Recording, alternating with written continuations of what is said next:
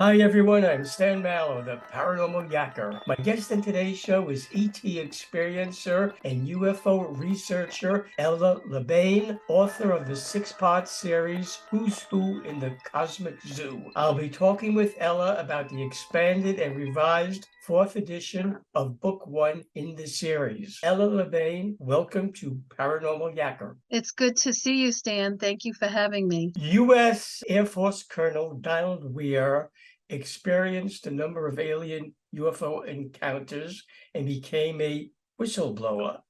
You had the privilege of meeting and befriending him.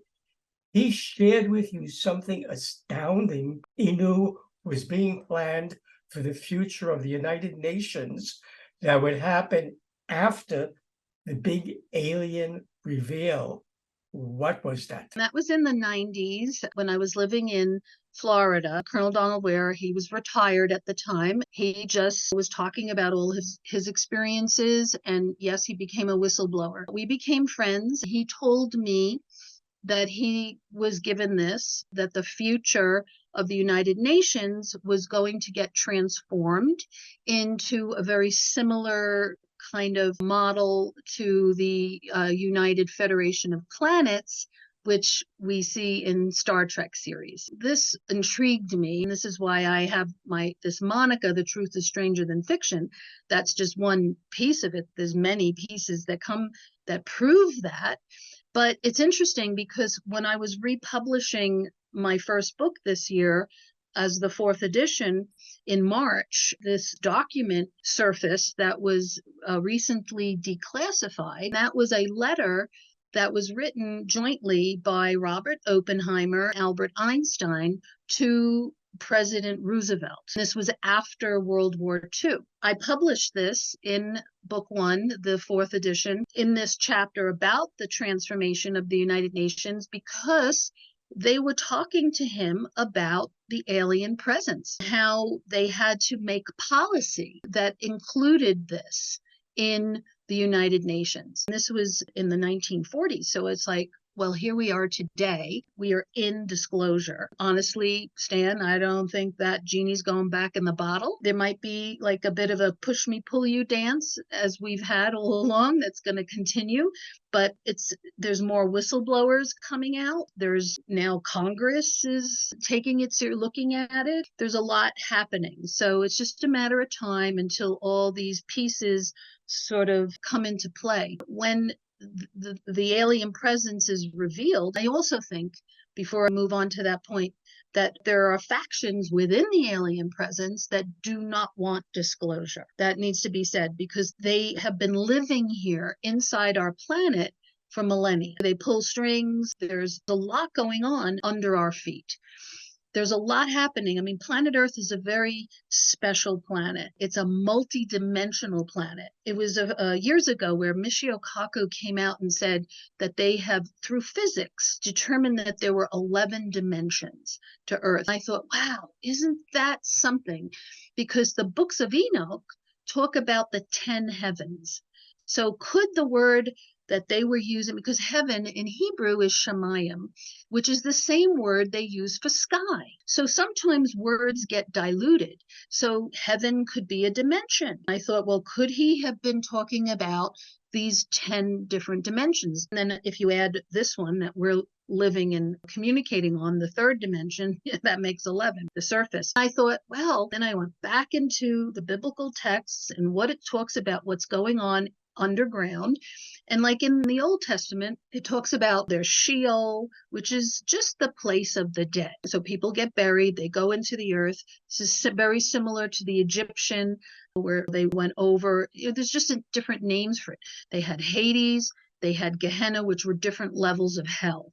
But Sheol was not necessarily hell, it was just the place where the dead went. And then they talked about Abraham's bosom, which was considered paradise or heaven, but it's inside the earth. And then there's this other passage that talks about this chasm that is between Abraham's bosom, aka paradise, heaven, and this place of hell that is all happening inside the earth. That's just us. Maybe that's 3, 4, 5 dimensions already. And then there's all these others. You wonder what else is going on underground. And then we know that we have all these, which is in my first book about the Agartha, the Agarthians, Shambhala, we have all this mythology and myths about how they live inside the planet, and they have this whole civilization, like an advanced civilization, how there's like this inner sun and an ocean that is down there. I thought, wow, an ocean. And then that corroborates perfectly with these scriptures that talks about when the floods happened, because there were 2 floods, the Atlantean floods and then the floods of Noah. Both of them say that the Creator God ordered the waters to come up from inside the earth. Then it rained from the skies. So it wasn't just raining from the skies, it was water coming up from inside the earth. Then recently, well, not very recently, but over the past few years, the scientists have determined that there's an ocean inside the planet. So all these pieces are coming together that are telling us that we live in this really special multi-dimensional planet. We think it's all about the surface, but this is another piece that I found pulled together, is that most planets are inhabited from within, because the planet acts as a kind of shield between them and the negative, harmful effects of gamma rays from space.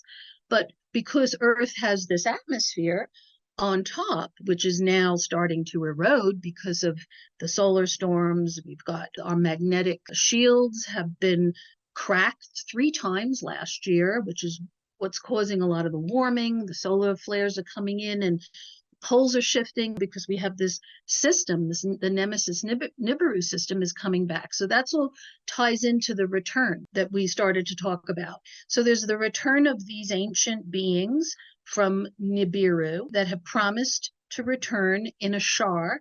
And in Sitchin's material, a shar was 1 orbit or 1 year, which equates to 3,567 Earth years. So in the Sitchin material, he talked about 3,600 years, but he was talking lunar years because of the way they counted.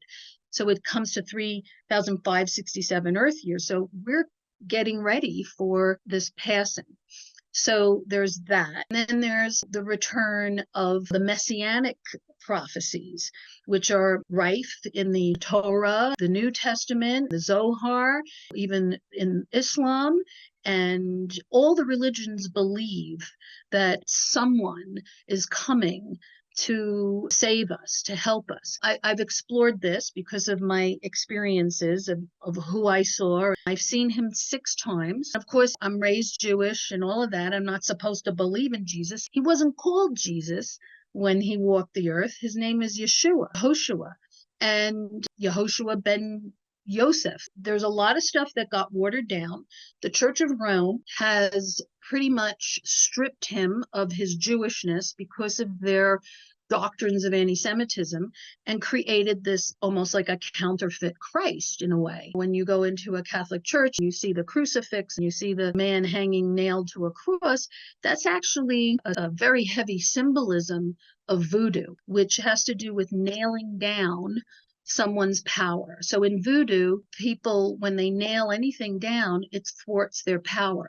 So this is kind of like, that doesn't mean that crucifixions didn't happen. It meant that they got stuck there. So when Constantine came along, he was one of the Roman emperors. He was worshiping Mithras. So this is the Babylonian stuff, which is connected to the Anunnaki and the Sumerian stuff. That was the official religion of Rome. He said, well, it's not that if you can't beat them, join them. He was going to I'm going to take them, absorb them into my empire and just switch out the names of the gods and keep the same religion. And that's exactly what happened.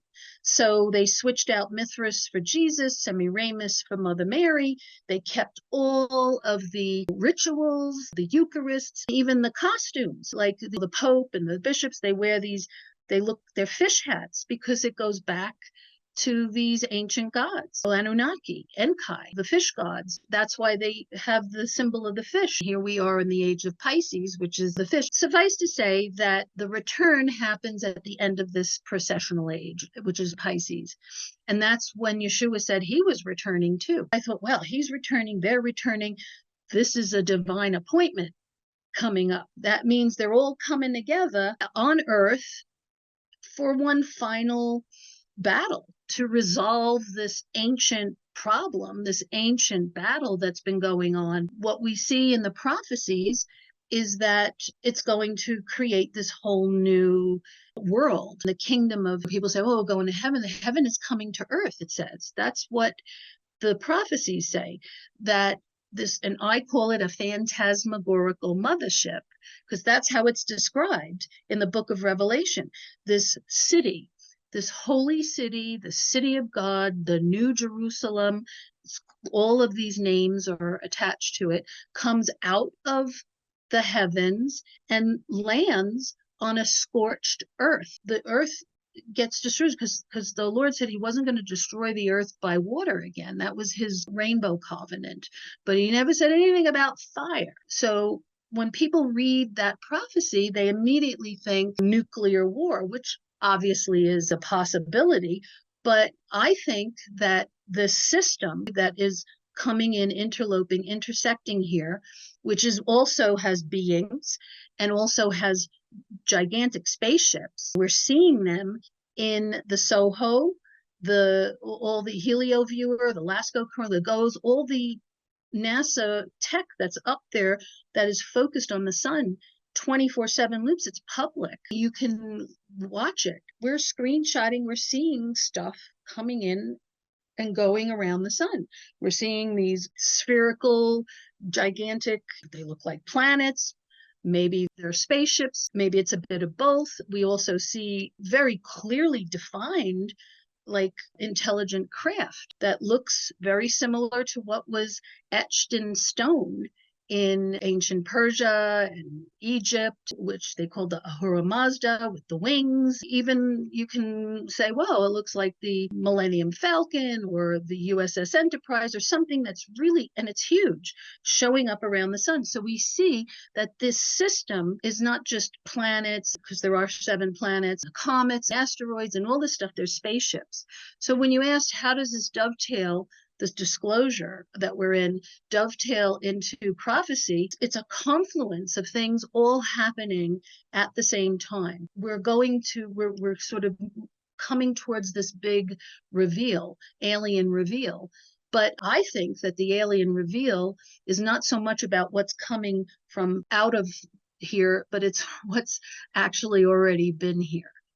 Like, that's why it's called the alien presence, because they're already here. Should viewers of Paranormal Yacker want to buy the expanded and revised 4th edition of Who's Who in the Cosmic Zoo, Book 1, A Spiritual Guide to ETs, Aliens, Gods, and Angels, or any of the other books in this series, how can they do that? Well, thank you, Stan. You can go to my website, who's who in the cosmiczoo.com, or I'm on Amazon in worldwide channels. The books, all 5 books are available right now in Kindle and paperback. And I think if you have the audio subscription, you can probably get that on, I know book 2 you can get on audio. Hi, everyone. This is Stan Maller, the Paranormal Yacker. I hope you enjoyed the interview you just watched. So that you don't miss any upcoming shows, be sure to subscribe to my free YouTube channel. To do that, just press the subscribe button on your screen. I very much appreciate your support of my channel, and thank you for subscribing to it.